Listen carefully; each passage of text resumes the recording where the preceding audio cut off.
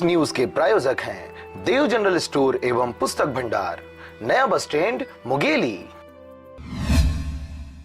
प्रदेश में समर्थन मूल्य पर धान खरीदी करने के उद्देश्य से बनाए गए धान उपार्जन केंद्रों में किसानों को गंभीर समस्याओं का सामना करना पड़ रहा है।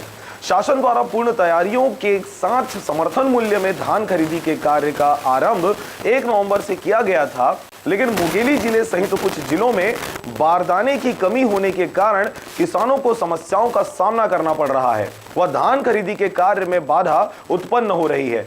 वहीं शासन द्वारा इस समस्या के निराकरण हेतु किसानों के बारदाने से ही धान खरीदने का आदेश जारी किया गया, जिसके मुताबिक किसानों के बारदानों के बदले उपार्जन केंद्रों में शासकीय बारदाने आने के बाद उनको बारदाने दिए जाएंगे या बारदाने उपलब्ध नहीं होने की स्थिति में किसानों को 12 रुपए के हिसाब से प्रति बारदाने की कीमत भुगतान की जाएगी।